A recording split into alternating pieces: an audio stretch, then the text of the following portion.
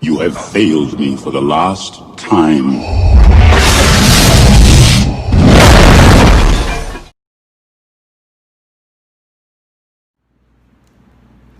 Olá, meu nome é Juliana. Eu vou estar explicando um pouco sobre ação penal, né, em relação ao conceito, a classificação e a condições da ação. Começando pelo conceito, a ação penal ela consiste no direito de provocar o Estado na sua função jurisdicional para aplicação do direito penal objetivo em um caso concreto. É também o direito do Estado, né, o único titular do jus puniendi, de satisfazer a sua pretensão punitiva. A ação penal ela é um direito autônomo do autor, né, de satisfazer a sua pretensão. É também um direito abstrato, né, já que independe do resultado final do processo. O direito subjetivo, porque o direito titular do direito ele pode exigir do Estado juiz a prestação da sua função jurisdicional. E de direito público, pois a prestação jurisdicional a ser invocada é a de natureza pública. O conceito, né, a classificação, ela será quando o titular do direito de ação for o próprio Estado, né, que visa a tutela dos interesses sociais e a manutenção da ordem pública. Nesse caso, cabe ao Ministério Público promover a ação independentemente da vontade de outrem, né? No caso, ação penal exclusivamente pública. De acordo com o artigo 100 do Código Penal, a ação penal é pública, salvo quando a lei expressamente a declara privativa do ofendido. Porém, a hipótese em que o Ministério Público depende da manifestação da vontade do ofendido ou do seu representante legal para exercer a sua atividade jurisdicional. Então, a ação penal será pública condicionada, conforme a disposição do artigo 100, inciso 1º, do Código Penal. A ação pública é promovida pelo Ministério Público, dependendo quando a lei o exige, né? De representação do ofendido ou de requisição do Ministério da Justiça. E ainda também a ação penal privada, né, que será promovida apenas pelo ofendido ou por ser representante legal, de acordo com a oportunidade e conveniência de entender os cabíveis, né? Já que a infração ela atinge imediata e profundamente o interesse da vítima, que pode optar em preservar a sua intimidade e não propor a ação, né? Entretanto, a ação penal pública incondicionada, a infração atinge imediatamente a ordem social, cabendo exclusivamente ao Ministério Público, né, promover a ação, ao passo que quando a ação penal ela for condicionada, dependerá do órgão jurisdicional da manifestação da vontade do ofendido, né, que foi, no caso, atingido imediatamente pela infração para propositura da ação. Em relação às condições da ação, o direito da ação ela só poderá ser exercido se preenchidas as condições para tal que são a possibilidade jurídica do pedido, né, que aí a pretensão do autor da ação deve versar sobre a providência admitida pelo direito objetivo, né, sendo assim indispensável para a propositura da ação que causa de pedir constitua fato típico previsto no ordenamento jurídico do crime, né? E a gente tem o interesse de agir, que tem a viabilidade da ação penal, está também condicionada à sua necessidade, que refere-se a seu processo, né? O meio fundamental para obtenção da pretensão e imposição da pena, quando houver a extinção da punibilidade, por exemplo, não há mais necessidade da ação, a utilidade, que é inerente à eficácia da prestação jurisdicional, que não estará também presente no caso da prescrição retroativa. Por exemplo, tal entendimento não é totalmente pacífico e a adequação entre o pedido e o processo penal condenatório. Nós também temos a legitimação para agir. A ação penal só poderá ser iniciada se proposta pela parte que tenha o direito de punir. Assim, na ação penal exclusivamente pública, por exemplo, somente o Ministério Público pode ocupar o polo ativo da demanda, né? Além disso, somente deve figurar no polo passivo o provável autor da infração penal, o suspeito. Sendo assim, na ação privada, o ofendido ele possui a legitimação extraordinária, posto que possui apenas o direito de acusar o suspeito e não de puni-lo, tá? Fala galera, bom dia, boa tarde, boa noite, dependendo da hora que vocês estão assistindo esse vídeo. Meu nome é Alexandre e eu quero vir aqui apresentar para vocês sobre os princípios da ação penal pública. Mas antes de entrar no mérito desse tema, eu acho importante eu resumir aqui para vocês o que é uma ação penal e o que é considerado uma ação penal pública. A ação penal é o direito que nós, como cidadãos, temos de exigir do Estado que ele age jurisdicionalmente diante de um crime. E o que seria o Estado agir jurisdicionalmente diante de um crime? Seria o Estado solucionar determinado crime, por exemplo, houve um homicídio, e jurisdicionalmente o Estado agir seria ele solucionar esse crime de homicídio, descobrir quem matou, como matou, qual arma usou e N fatores semelhantes a esse. E além disso, julgar e punir os responsáveis por esse crime, autores, coautores, enfim, quem tiver participado da execução do crime, do homicídio em questão. E o que é uma ação penal pública? A ação penal pública, ela depende exclusivamente de uma iniciativa do Ministério Público, por meio do promotor de justiça ou do procurador de justiça, dependendo da instância, certo? A principal característica, além da iniciativa do Ministério Público, ela é iniciar o processo de ação penal justamente a partir de uma denúncia, ou seja, por meio de uma denúncia que ocorre a iniciativa dessa peça. Agora vamos lá, partir para os princípios, que são 4: obrigatoriedade, indisponibilidade, intranscendência e divisibilidade. Primeiro eu vou explicar aqui para vocês sobre a obrigatoriedade. Também é importante ressaltar que no direito penal tudo depende e tem uma brecha, uma exceção, então eu também vou explicar as exceções desse princípio, que alguns tópicos têm exceção sim. Vamos lá, primeiro, obrigatoriedade. A obrigatoriedade, como a própria palavra diz, ela surge meio que como uma obrigação. Que obrigação seria essa? Se presente os requisitos para ação penal, o Ministério Público ele não vai pensar, vou denunciar, não vou denunciar. Ele tem que denunciar, ele deve denunciar. Isso seria o princípio da obrigatoriedade. Toda regra tem uma exceção, vamos a ela. A exceção seria a obrigatoriedade regrada, que ela vem para nos dizer que em crimes que a pena máxima não seja superior a 2 anos, pode ocorrer uma transação penal. Deixa eu só confirmar se é transação penal a palavra. É essa mesmo, transação penal, que seria mais ou menos uma espécie de acordo. Recentemente eu assisti uma audiência com o juiz professor Franklin, professor de penal, em que o Ministério Público ele fez a denúncia e ele fez uma transação penal, que foi um caso de dirigir sob influência de álcool. Ele propôs ao réu que, caso no período de 2 anos, 24 meses, o réu não fosse parte em nenhum processo de ação penal, esse processo de dirigir sob influência de álcool ele seria suspenso. A transação penal seria a suspensão condicional do processo dele e dirigir sob influência de álcool.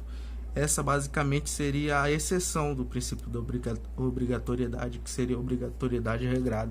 Agora vamos lá para o segundo princípio, indisponibilidade. Esse princípio, ele nos fala que, presente os requisitos e oferecida a denúncia contra o réu, o Ministério Público ele não pode desistir de nenhum recurso e nem dessa ação penal. O que é que pode ocorrer? Caso analise os fatos, o promotor de justiça analise os autos do processo e verifique que o réu que eles estão ali, que é parte na ação, é inocente, ele pode pedir no final do processo a inocência do réu. Por isso o nome promotor de justiça e não de acusação. Ou seja, a função dele ali não é condenar o réu, mas sim promover justiça, como o próprio nome diz. E qual é a exceção? O sursis processual, que foi o que eu falei no princípio da obrigatoriedade, que caso se enquadre nos requisitos após oferecer a denúncia, o Ministério Público pode promover uma espécie de acordo, que seria a suspensão condicional do processo. Esse exemplo pode ser o que eu citei há pouco.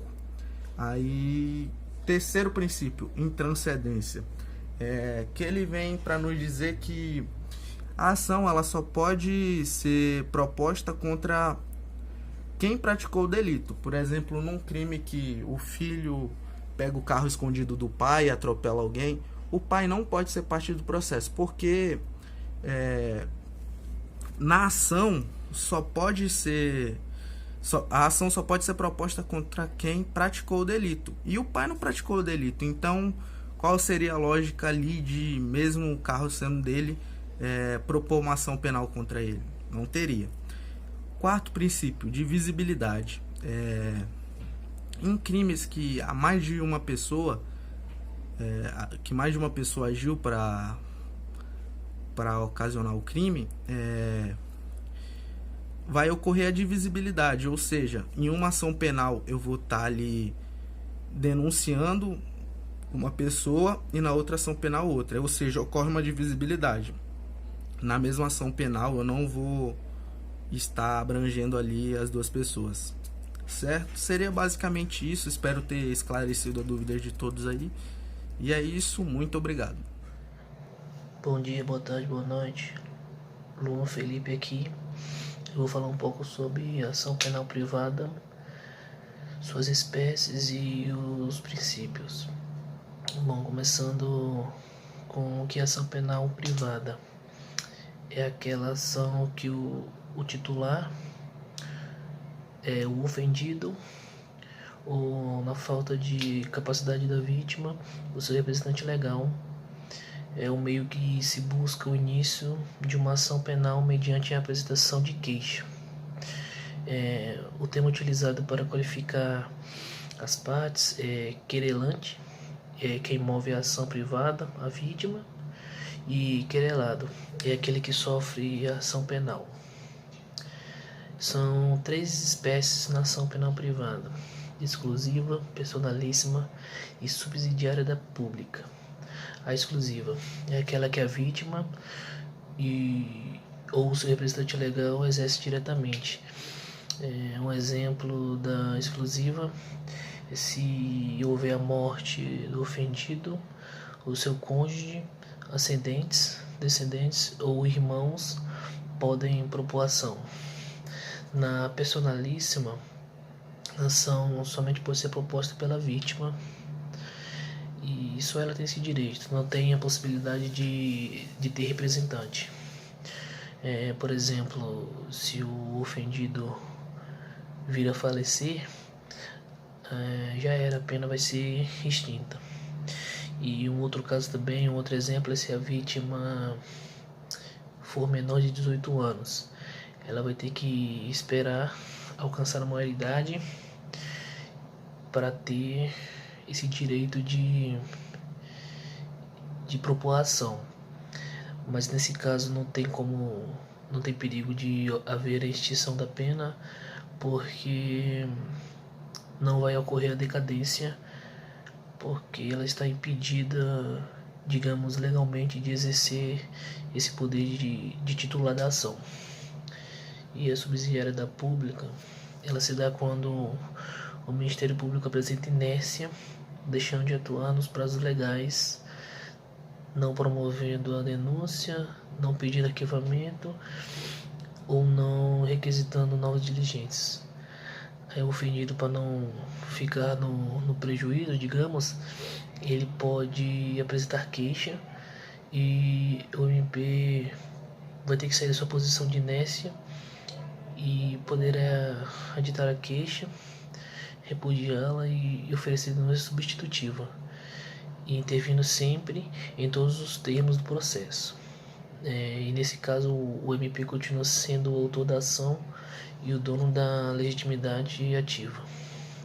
Agora os princípios da ação penal privada: oportunidade, conveniência ou discricionariedade. Contrapõe-se ao princípio da obrigatoriedade que rege a ação penal pública, uma vez que o exercício da queixa é facultativo, sendo o titular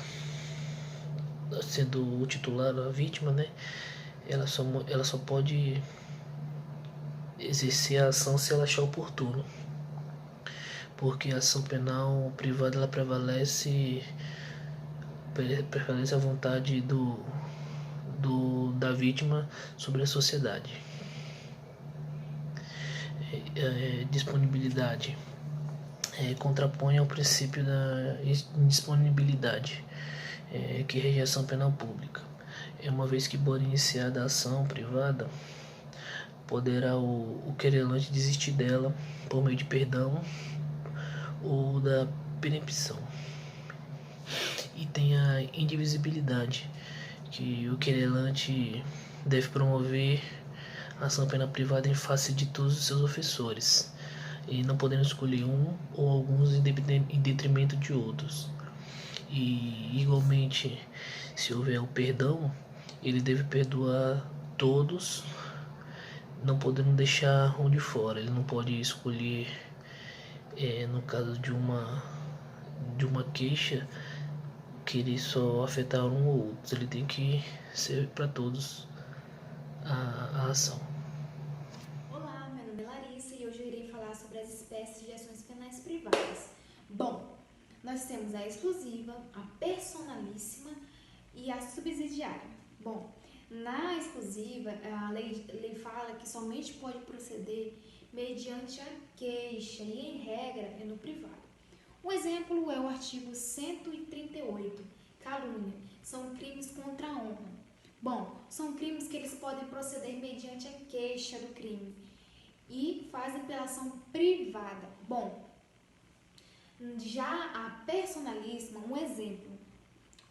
uma diferença de personalíssima para exclusiva é que na personalíssima somente o ofendido, exclusivamente o ofendido, ele pode fazer a queixa. Já na exclusiva, ela pode ser substituída pelo cônjuge, o autor da ação, né? O descendente, o ascendente e pelo irmão. Já na personalíssima, somente o ofendido. Um exemplo é o artigo 286, que diz: induzimento em essencial ou outro contraente, ou ocultando-lhe o impedimento que não seja o casamento anterior. Ou seja, se no casamento um dos cônjuges esconde uma característica relevante, que característica relevante? Essas características elas estão expressas lá no Código Civil, escondendo uma característica relevante sobre a sua pessoa. Bom, um exemplo, uma promotora, ela vai se casar e o noivo dela esconde dela que ele tem uma ação penal condenatória por estupro. E ele esconde dela justamente por saber que se ela soubesse, ela não iria se casar com ele. Então, ela pode, após a anulação do casamento, ela pode entrar com uma queixa contra ele por induzimento à lei essencial. Ou seja, na personalíssima, somente a pessoa do cônjuge, né, que poderá entrar com a queixa. Ou seja, exclusivamente o ofendido. Bom, na espécie exclusiva, diz que se o ofendido ele falecer antes de iniciar a ação penal, os parentes eles podem dar início, mas se atentando ao prazo de decadência, que é em até 6 meses. Já se o ofendido vier a falecer depois do início da ação penal, os parentes têm até 60 dias para dar continuidade a essa ação.